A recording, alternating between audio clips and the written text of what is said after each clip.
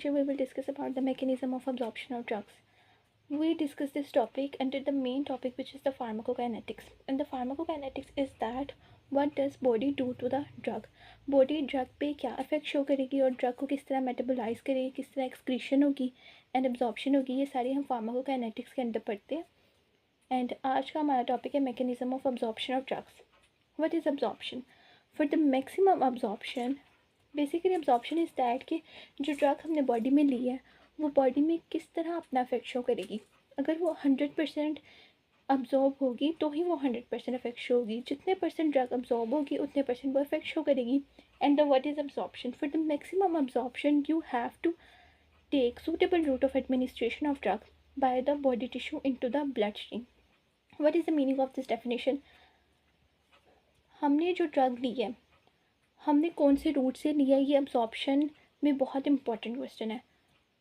अगर हमने drug oral route से लिया उसकी अब्जॉर्प्शन डिक्रीज़ हो जाएगी because of the first pass metabolism.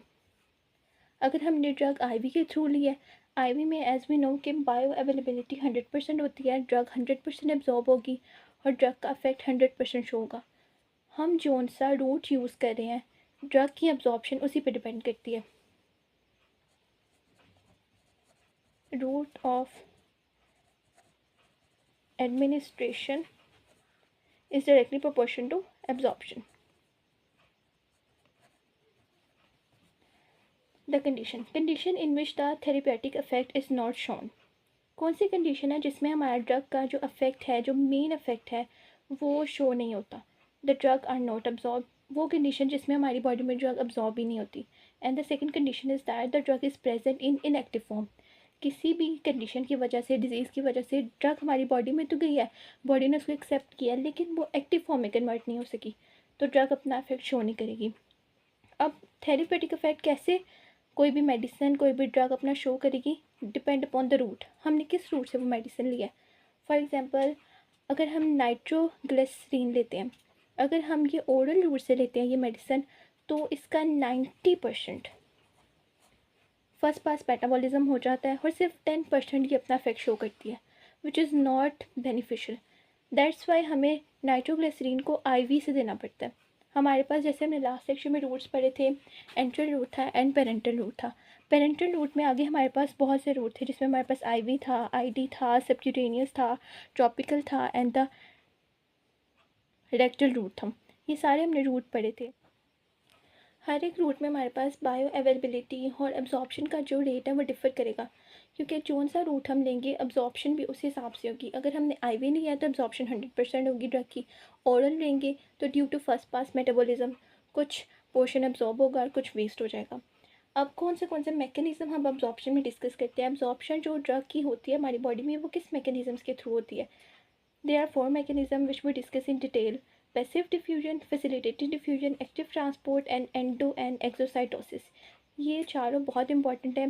Different drug के साइजेस पे और ड्रग के अफेक्ट पे ये सारे मैकेनिज़म्स बेस करते हैं, जिनको हम वन बाय वन डिस्कस करेंगे. So let's discuss the mechanism of absorption of drug from the GI tract. The number one is passive diffusion.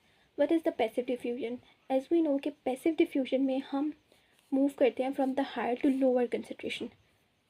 इसमें हमारे पास कोई भी कैरियर इन्वॉल्व नहीं होता. एक मेडिसिन है, एक हमारे पास फॉर एग्जांपल ये सेल मेम्ब्रेन है, हमारी बॉडी में ये सेल मेम्ब्रेन है और outside the drug, outside the cell membrane हमारे पास ड्रग की कंसनट्रेशन ज़्यादा है और ड्रग ने अब इस मेम्ब्रेन को क्रॉस करके एट द लास्ट ब्लड में आना है. यहाँ पे हमारी बॉडी में जीआईटी ट्रैक में हमारे पास ड्रग है, ये हमारे पास एक बैरियर है, एक मेम्ब्रेन है, इसको क्रॉस करके ड्रग ने हमारे पास ब्लड स्ट्रीम में आना है, जहाँ से वो अपना थेरेपेटिक इफेक्ट शो करेगी. क्योंकि ड्रग स्टमक से जीआईटी ट्रैक में ही गई है तो वहाँ पे ड्रग की कंसनट्रेशन ज़्यादा है और ब्लड में बिल्कुल भी नहीं है. अब हायर से लोअर कंसनट्रेशन में आना है, ये बहुत ही ईजी है. ईजीली अगर ड्रग लिपोफिलिक है, ये सारी हमारे पास सेल मेम्ब्रेन लिपिड्स की बनी हुई है, ड्रग भी अगर लिपोफिलिक है ईजीली वो ये सारे बैरियर्स क्रॉस कर जाएगी और ब्लड स्ट्रीम में साइटोसोल में हमारे पास एंटर हो जाएगी. And the second one is facilitated diffusion. Facilitated diffusion से आपने ये याद रखना है कि there are needs of some kind of carriers which are the carrier proteins that facilitate the passage of large molecules.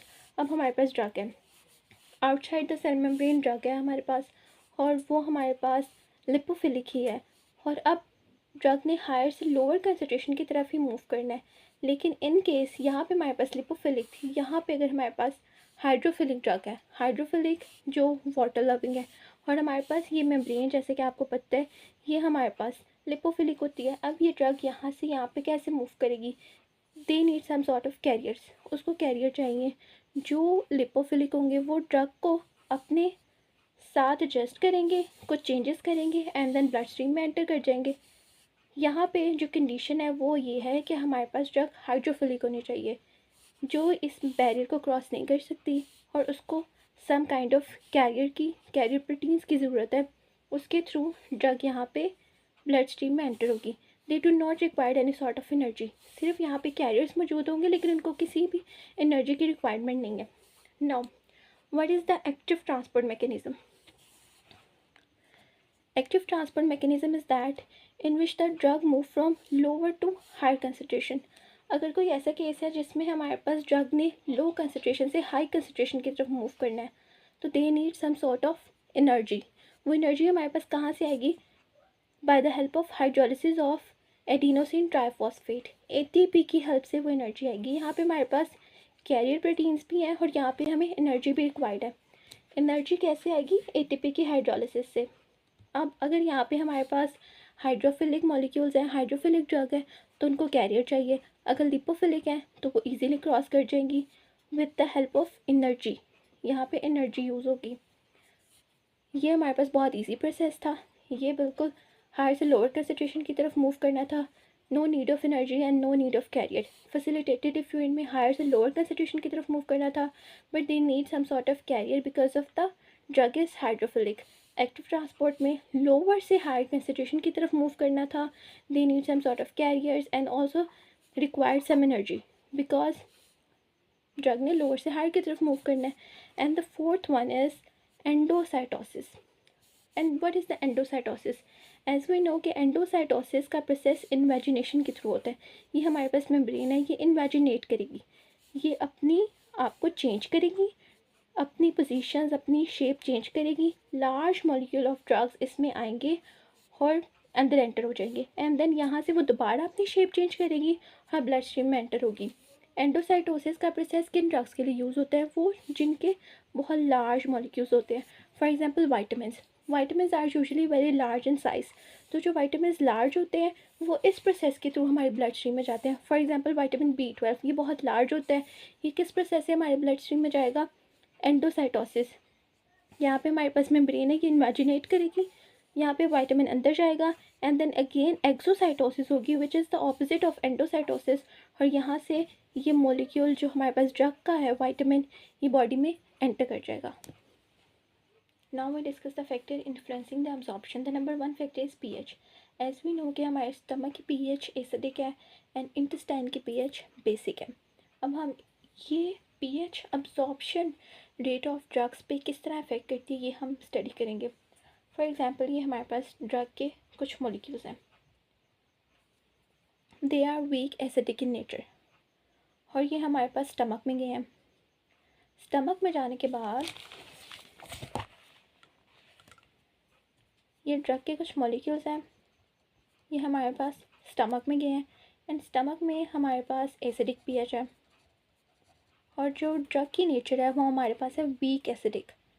अब according to the nature of drug को यहाँ पे सॉलेबल होना चाहिए, यहाँ पे डिज़ोल्व हो जाना चाहिए, लेकिन यहाँ पे ड्रग डिज़ोल्व नहीं होगी, अब्जॉर्व नहीं होगी because of the thick mucosa of the stomach. जो स्टमक की लाइनिंग है वो बहुत थिक होती है, दैट्स वाई यहाँ पे ड्रग का अब्जॉर्प्शन नहीं हो सकता। और स्टमक में हमारे पास समटाइम्स फूड भी प्रेजेंट होता है which also affecting the rate of absorption. और स्टमक का surface area as compare to intestine बहुत कम है। इंटेस्टाइन का सरफेस एरिया 1000 टाइम ग्रेटर है as compare to stomach, that's why यहाँ पे हमारी जो ड्रग है वो अब्जॉर्ब नहीं होगी। ड्रग ओरल रूट से स्टमक में आएगी, and then after some stay ये हमारे इंटेस्टाइन में जाएगी। इंटेस्टाइन में जाने के बाद ये हमारे पास प्रॉक्सिमल पार्ट ऑफ इंटेस्टाइन है and this is the ileum, ileac part of the intestine, ileocecal junction जो स्मॉल इंटेस्टाइन और लार्ज इंटेस्टाइन को कनेक्ट करेगा। यहाँ पे जो डिस्टल पोर्शन है they are some acidic in nature. वैसे तो इंटेस्टाइन में बेसिक इन नेचर होता है, लेकिन यहाँ पे बिकॉज ऑफ द जंक्शन, क्योंकि ये इसके साथ अटैच है, ये थोड़ा सा एसिडिक इन नेचर होता है। दैट्स वाई जो एसिडिक नेचर की ड्रग्स हैं वो यहाँ पे सॉलेबल होंगी, और जो कम्प्लीटली बेसिक नेचर की ड्रग्स हैं वो यहाँ पे सॉलेबल होंगी। ड्रग को अब्जॉर्प्शन के लिए लार्ज सरफेस एरिया चाहिए। जैसे कि हमें पता है हमारी ये जो स्मॉल इंटेस्टाइन है ये इस तरह पैक्ड होती है। अगर हम इसको ओपन करके देखें तो इसमें बहुत ज़्यादा फोल्ड्स होते हैं, सरफेस एरिया बहुत ज़्यादा होता है, अब्जॉर्प्शन के लिए टाइम बहुत ज़्यादा यहाँ पे अवेलेबल होता है, जिसकी वजह से अब्जॉर्प्शन मैक्सिमम इंटेस्टाइन में होती है। सबसे बेस्ट पार्ट अब्जॉर्प्शन का यही है। और पीएच, इसी तरह पीएच डिपेंड करती है। जो बेसिक इन नेचर ड्रग है वो अच्छी तरह यहाँ पे अब्जॉर्ब हो जाएगी, और जो एसिडिक इन नेचर है वो यहाँ पे अब्जॉर्ब होगी। और यूजुअली जो डॉक्टर्स रिकमेंड करते हैं ड्रग्स वो बेसिक इन नेचर होती हैं ताकि वो बॉडी में अच्छी तरह अब्जॉर्ब हो सके।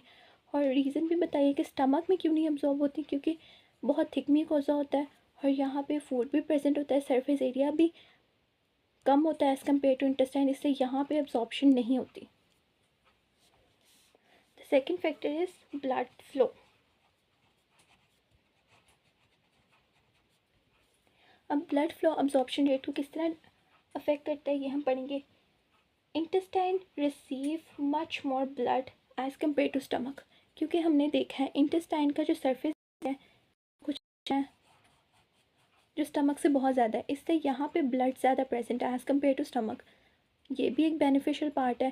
दैट्स वाई इंटेस्टाइन में ज़्यादा ड्रग अब्जॉर्ब होगी एज़ कम्पेयर टू स्टमक, क्योंकि यहाँ पे ब्लड फ्लो ज़्यादा।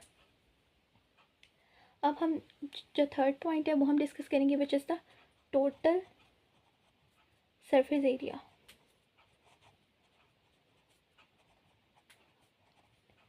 टोटल सरफेस एरिया हम कैसे डिस्कस करेंगे। When the surface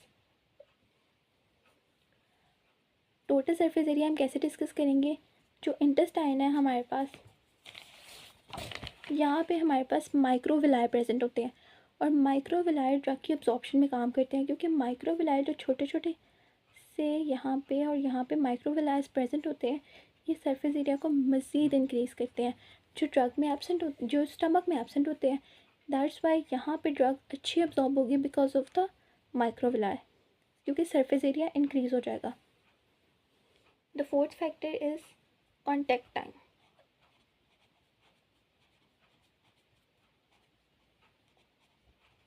and then what is the contact time. Contact time is that कि कितनी देर ड्रग आपकी बॉडी में रहती है। In case of diarrhoea, in case of diarrhoea आपकी बॉडी की कंडीशन ऐसी होती है कि खाना आपके स्टमक में ज़्यादा देर स्टे नहीं करता। This is your for example this is the stomach, खाना आपके स्टमक में ज़्यादा देर स्टे नहीं करता और जल्दी से एक्सक्रीट आउट हो जाता है through your rectal. That's why diarrhoea की कंडीशन में अगर हम ड्रग लेते हैं तो उसको बॉडी में स्टे करने का और अब्जॉर्ब होने का टाइम ही नहीं मिलता। Body required proper drugs required a proper time for their absorption, at least 2 to 4 hours एक ड्रग को अगर अब्जॉर्ब होने में लगते हैं। इन केस ऑफ डायरिया अगर ड्रग बॉडी में रहती नहीं है और जल्दी से एक्सक्रीट आउट हो जाती है तो वो अब्जॉर्ब ही नहीं होगी, और अगर अब्जॉर्ब ही नहीं होगी तो नेक्स्ट मेटाबॉलिज्म डिस्ट्रीब्यूशन का कोई प्रोसेस ही नहीं होगा, क्योंकि ड्रग की अब्जॉर्प्शन मेन इफेक्ट है। अब्जॉर्ब नहीं होगी तो थेराप्यूटिक इफेक्ट भी शो नहीं करेगी। In case of diarrhoea most of the time doctors IV recommend करते हैं, क्योंकि आईवी जब हमारे वेन में इंसर्ट की जाती है तो डायरेक्ट ब्लड में जाती है, उसकी कोई बैरियर क्रॉस नहीं करना पड़ता और वो अपना 100% इफेक्ट शो करती है और डायरिया की कंडीशन को ट्रीट करती है। अब एक और कंडीशन भी है कंस्टिपेशन की condition.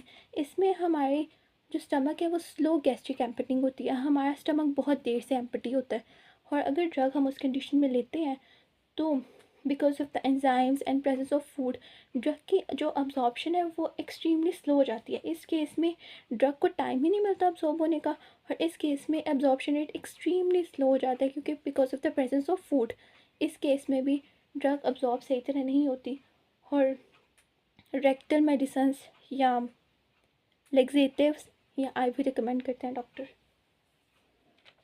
Now we discuss the factor which is the peak glycoprotein. What is the peak glycoprotein? Peak glycoprotein is a membrane protein that affect the drug absorption, distribution and elimination as well. अब peak glycoprotein एक membrane protein है. For example ये हमारे पास membrane है और ये यहाँ पे present होती है. ये अब यहाँ पे क्यों present है? Some sort of drugs हैं जो ये proteins induce करवाती हैं. अगर हमने वो ड्रग्स एक्सेस अमाउंट में खाई हैं, ये प्रोटीन्स इंड्यूस होगी. ये प्रोटीन इंड्यूस होने की वजह से जो हम नेक्स्ट ड्रग लेंगे वो बॉडी में आई है, यहाँ से मेम्ब्रेन के थ्रू ब्लड स्ट्रीम में जाने के बजाय ये प्रोटीन उसे पंप बैक कर देगी. वो अगेन जीआईटी में जाएगी. ब्लड में जाने की बजाय अगेन जीआईटी में चली जाएगी. P glycoprotein pump out the drug from the GIT tract और ये बायो अवेलेबिलिटी ऑफ ड्रग को रिड्यूस करेगा. बिकॉज क्योंकि ये ब्लड में ड्रग को जाने ही नहीं देगा.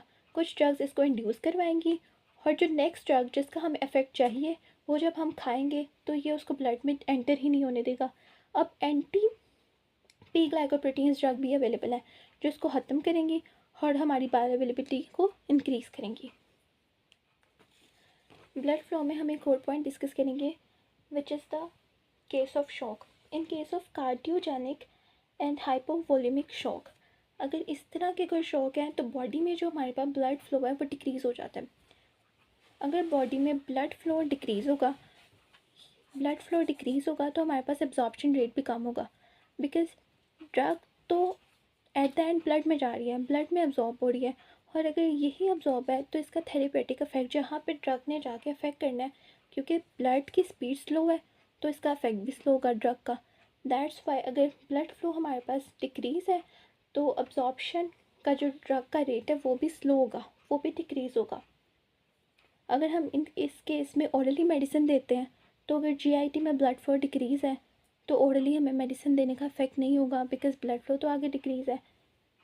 इस केस में भी most of the time doctors IV recommend करते हैं इन केस ऑफ शॉक्स, ताकि फ़ौरन ड्रग ब्लड में जाए और उसे कोई भी बैरियर क्रॉस ना करना पड़े.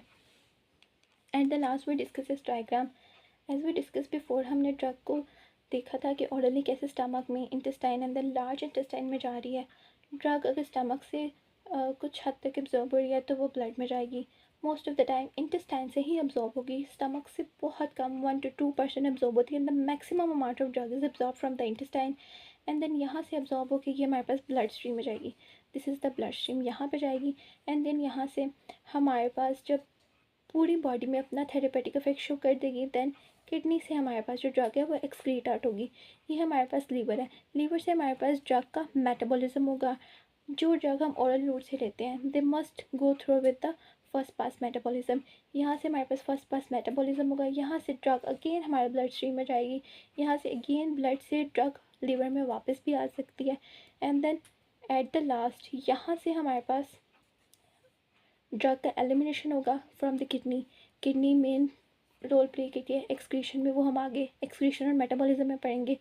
But the point is that जो हमने यहाँ पे डिस्कस करना है कि किस तरह ओरली ड्रग हमारी बॉडी में आ रही है और किस तरह ब्लड स्ट्रीम में जा रही है एंड देन उसके बाद एक्सक्रीशन, जो हम इंशाल्लाह फर्दर नेक्स्ट टॉपिक्स में डिस्कस करेंगे.